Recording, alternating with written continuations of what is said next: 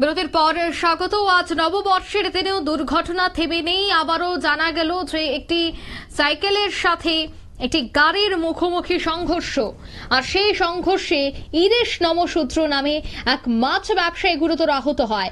আহত ব্যক্তির বাড়ি কমলপুর থানার বামুনছড়া পঞ্চায়েতের নন্দকিশোর পাড়ায়। ঘটনা মঙ্গলবার বেলা 12:30 নাগাদ কমলপুর কুমারঘাট 208 নম্বর জাতীয় সড়কের এরারপার ধলাই ব্রিজের কাছে। ঘটনার পর জানা গেছে যে পয়লা বৈশাখ উপলক্ষে মানিক ভান্ডার বাজারে মাছ বিক্রি করতে তিনি যান, আর সেখানে জাতীয় সড়ক ধরে বামুনছড়া পঞ্চায়েতের নন্দকিশোর পাড়ায় বাড়ি সে ফিরছিল। ওই সময় বিপরীত দিক থেকে একটি গাড়ি দ্রুত গতিতে এসেই সেই বাইসাইকেল আরোহীকে সজোরে ধাক্কা মারে, আর তাতে গুরুতর আহত হয়ে পড়েন তিনি। তার বর্তমানে হাসপাতালে চিকিৎসা চলছে। দমকল কর্মীদের খবর দিলে দমকল কর্মীরা ঘটনাস্থলে ছুটে এসে আহতকে উদ্ধার করে হাসপাতালে নিয়ে যায়। তবে এই পুরো ঘটনায় কিন্তু একটা অবশ্যই প্রশ্ন উঠছে আবারও দুর্ঘটনা নিয়ে, কারণ প্রতিনিয়ত দেখা যাচ্ছে যে রাজ্যের বিভিন্ন জায়গায় যান সন্ত্রাস লেগেই রয়েছে। তার মধ্যে নববর্ষের দিনও দেখা যায় যে দ্রুত গতিতে যানবাহন চালনা, যার জেরে পথ চলতি মানুষজন থেকে শুরু করে অন্যান্য ব্যক্তিরাও কিন্তু গুরুতর আহত হচ্ছে।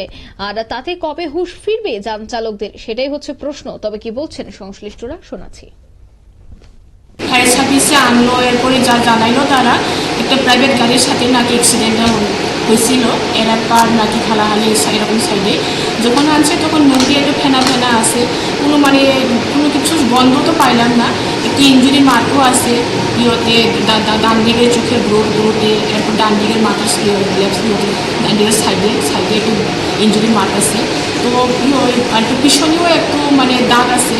তো এগুলো বুকের উপরে বা এরকম অন্যখানে কোনো দাগ পাইলাম না, বা কোনো কাটা ছিল কিছু চিহ্ন নয়।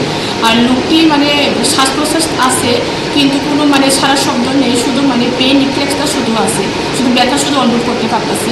তো অন্য কিছু কারণ আছে কিনা বা হেড ইঞ্জুরি কোনো কারণ আছে কিনা এসব জানার লেগে আমি রেফার করতেছি খুলনা ডিস্ট্রিক্ট। গাড়ি ধাক্কা দিছে, তার নাকি বাইকে আসলো, বাইসাইকেল। ছেলের নাম কি? হ্যাঁ, বাড়ি কই? বামুনছড়া। কটার সময় যে ঘটনা শুনছেন?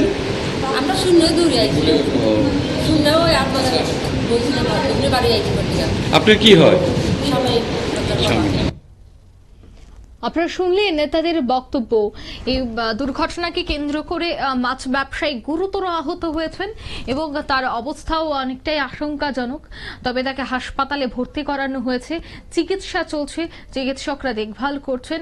তবে এই ধরনের দুর্ঘটনা কবে হ্রাস টানবে সে বিষয়টা অবশ্যই থাকছে প্রশ্নচিহ্নের মুখে, কারণ ট্রাফিক দফতরের পক্ষ থেকে বারবার অ্যাওয়ারনেস ক্যাম্প এবং সচেতনতা কর্মসূচির আয়োজন করলেও দেখা যায় যে কি সেই আবারও এই ধরনের দুর্ঘটনা প্রতিনিয়ত লেগেই থাকছে। তাই সেক্ষেত্রে আবারও ট্রাফিক দফতরের বার্তা যে দ্রুত গতিতে যানবাহন না চালিয়ে নিয়ন্ত্রণে রেখে যানবাহন চালালে এই ধরনের দুর্ঘটনা অনেকটাই কমে আসবে। নিয়ে নিচে ছোট্ট একটি বিজ্ঞাপন বিরতি, সঙ্গে থাকুন।